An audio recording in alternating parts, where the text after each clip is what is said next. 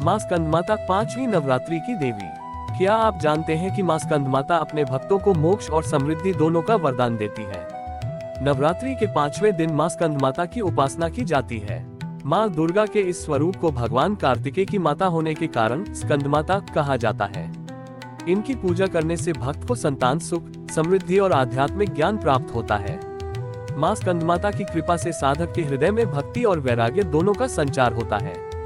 अब हम माँ स्कंदमाता के जन्म, स्वरूप, महिमा, पूजन विधि, प्राप्त होने वाले फल और उनसे जुड़ी कथाओं को विस्तार से समझेंगे। माँ स्कंदमाता का जन्म और स्वरूप। एक, माँ स्कंदमाता कौन है?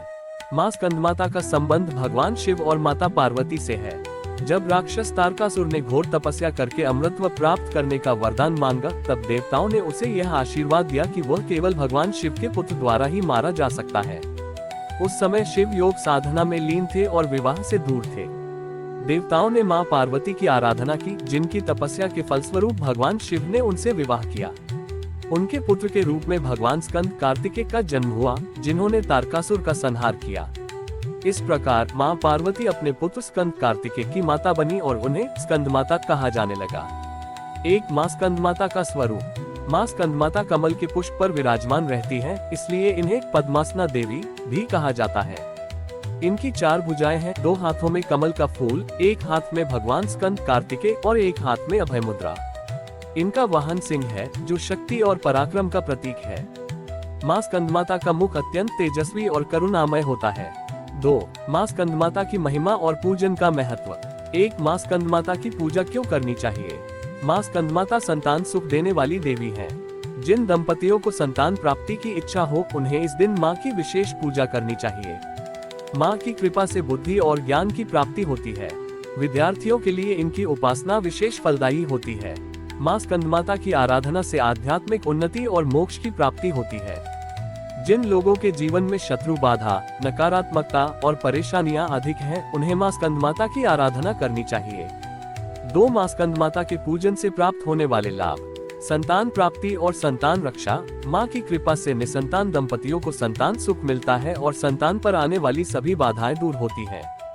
धन और समृद्धि। माँ लक्ष्मी स्वरूपिणी भी मानी जाती है, अतः इनकी उपासना से घर में धन धान्य की वृद्धि होती है। मानसिक शांति। जीवन में शांति, स्थिरता और आध्यात्मिक उन्नति मिलती है। रोगों से मुक्ति। स्वास्थ्य संबंधी समस्याओं का समाधान माँ की कृपा से प्राप्त होता है। 3, माँ स्कंदमाता की पूजा विधि और मंत्र। पूजा विधि। 1, स्नान और संकल्प। प्रातः काल स्नान करके पीले या लाल वस्त्र धारण करें और माँ स्कंदमाता की पूजा का संकल्प लें। 2, मूर्ति या चित्र स्थापना। माँ की प्रतिमा या चित्र को पूजा स्थान पर रखें। 3, कलश स्थापना।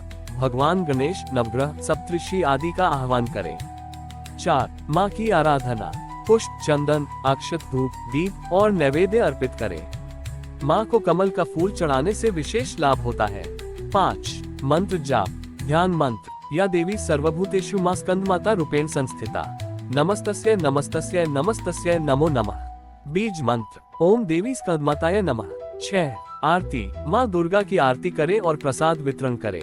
2, पूजा का शुभ मुहूर्त। ब्रह्म मुहूर्त सुबह 4:30 से 6 बजे। अभिजीत मुहूर्त दोपहर 11:40 से 12:30 बजे। 4, माँ स्कंदमाता से जुड़ी पौराणिक कथा। प्राचीन काल में एक भक्त राजा चंद्रकेतु था। वह निसंतान था और संतान प्राप्ति के लिए माँ स्कंदमाता की घोर तपस्या करने लगा। उसकी भक्ति से प्रसन्न होकर माँ ने उसे पुत्र रत्न का आशीर्वाद दिया।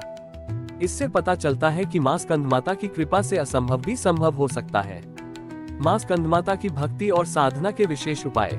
1, माँ की कृपा प्राप्त करने के लिए इस दिन पीले वस्त्र पहनकर पूजा करें।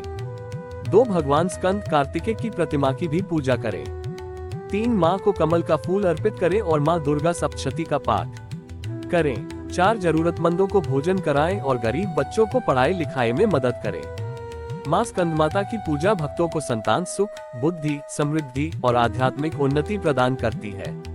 इनकी उपासना से सभी प्रकार की बाधाएं दूर होती हैं और भक्त को मोक्ष प्राप्त होता है। अगर आप अपने जीवन में सुख, शांति और समृद्धि चाहते हैं, तो माँ स्कंदमाता की आराधना अवश्य करें।